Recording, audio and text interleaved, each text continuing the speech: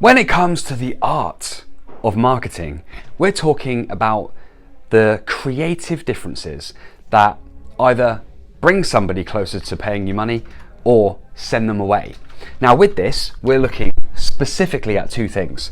One, sounds simple, but pictures. And two, words. Sounds simple, right? Now what we need to do is we need to make sure that the pictures and words that we use are going to connect with our target audience. And there are some things that we have to do before we even start writing things or putting any pictures out there. And that is to define who our target audience are. Now you may have heard of avatars. And I'm not talking about the little blue people. I'm talking about a customer avatar, which is like a profile of like the behaviors, maybe like the location, maybe the gender, maybe the age of your ideal target customer. Now it is useful to have these avatars. I say avatars because I think it's important to have more than one. It's very difficult this day and age with all the possibilities out there of who you can serve and who you can sell your products and services to really be able to hone it in on one specific type of person. So I would recommend having 3 different avatars, and if you need help with this, start looking at who it is that you already serve and sell to. Don't start making it up. Don't start, because what can happen is a business owner can start kind of fantasizing about who they would like to be working with in an ideal world. And that's fine, because that might be one of these, but you also need to be realistic. You need to look at your current and past customers and clients and go, right, well, who seems to come to us? Who do we seem to resonate with? Because one thing's for sure, right? When it comes to the pictures and words, the way that you see it and feel it will be very, very different to the way that your customers see and feel it. And you've always got a very biased point of view and a very like almost nonsensical point of view because it's you that's putting it out there. When really the honesty, integrity and truth of the art exists in the beholder, right? In the person who is viewing this marketing message. And so yes, it's important to have the ideal avatar, but also who are you currently serving? Whether you like it or not, that is important when it comes to this. So define 2 or 3 of these, depending on your service, your products, and how varied it is, the people that you sell to, that you serve.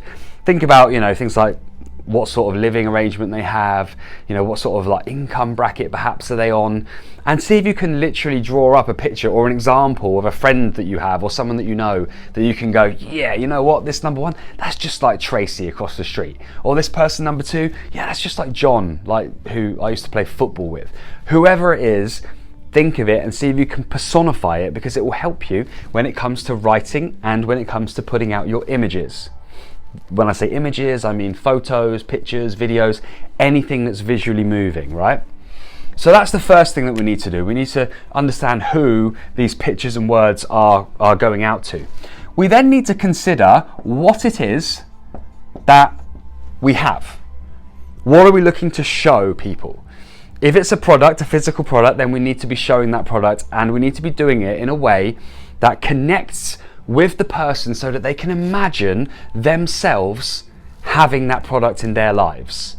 So that's where you hear the term like lifestyle pictures, lifestyle content, because it's trying to inspire the end user to imagine life with this product. I need that in my life. I'm that kind of person. That's my kind of product, right? I like the sound of that. I like the look of that. I like the feel of that. That is what we're looking to do with that. Now, if you're a service business, you can still market the lifestyle, the convenience, what is it that the business is trying to achieve? Are they trying to be slick? Are they trying to be on time? Are they trying to be organized? Are they trying to be safe? Are they trying to get ahead of the competition? Are they looking to be excellent and have greatness coming out of them? Whatever it is, your words and pictures can either completely push that away or it can invite it in. We're looking to avoid mismatches of quality and mismatches of imagery. Everything needs to align with what the person, the customer, thinks that they want. Now that's really important, because sometimes we feed people what we think they need, when really we need to be presenting imagery and words that connect with what they want. It's a very different thing. Think about it. There are things that you want in your life, and there are things that people tell you you need. But usually you will go and pursue the things that you want rather than the things that people tell you that you need. Okay, so that's really, really important. Then, once we've got the who and we know what it is, we need to explain the reasons why this is a good thing for you, the end user. And when we do this, we're specifically using language. Now, I have a lot of experience of this because in 2012, a long time ago now really, I qualified as an NLP practitioner and coach, and I spent a number of years coaching people, and NLP stands for Neuro-Linguistic Programming. It's all about the words that we use, not only out loud, but the words we use inside our heads and how we think and how that connects to how we feel and the outcomes in our lives. So if you think about an outcome being an end result, and in this case it's selling a service or a product, then we can wind back from that outcome and we can think about the language that's going to put us in the best position to create a positive transaction. So what words are going to connect at an emotional level? What are the desirable words? What are the ambitious words? What are the convenient words? Because those three things are all things that people want, right? Also, what words connect from a problematic point of view that people would want to avoid? This ultimately is about motivation, and people are largely motivated by either avoiding something they don't want or going towards something that they do want. So if your words are just empty, they're just faff, like filler words, but they're not punchy enough and they're not to the point enough, or they're not illustrative enough, then you're not going to have as much of a chance. So language is very, very important here. Now look, a lot of people think it's just you put some content out, right? Well, yeah, just as if you were going to go and play table tennis, you just grab a bat and hit the ball, right? Now some people are going to be naturally good at that, others are going to completely suck. But whether you're good naturally and you've got a head start, or whether you suck at this kind of thing, I'm telling you right now, expertise is only ever going to make it better. Just like if you had a table tennis coach, expertise will only ever make it better. So don't be fooled. This is not a I either have it or I don't. This is a skill that you can work on, or better still, as the decision maker in the business, you can employ people or you can outsource people, hint, hint, to come and help you with this. So once we've got our who, we've got our what, and we've got our why, that then leads us to the final part of this, which is the how. We've got to tell people how they can go and make this a reality. So I would like you to now call this number, or I would like you to click the button, add it to cart, go ahead and buy the product. Whatever it is that you think is the right thing for them to do, that's going to take them from A to B and make it real. Tell them, teach them, help them understand how to go ahead and become a customer. This on the board here is a handful of words and scribbles. But really what it is a complete strategy that you can embed into your marketing and into your sales. And when you bolt it on, when you put it in, when you layer it inside everything else that you're doing, it will help you make more money.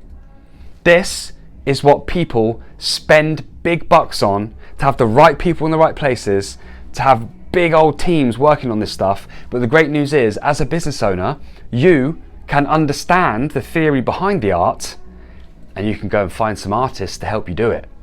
I'm not expecting you to be able to do it, and neither should you expect yourself to be able to do it. But hey, if you feel like you can pick up the brush and give it a go, then why not? But I'm explaining this to you because I think you're already doing too many things.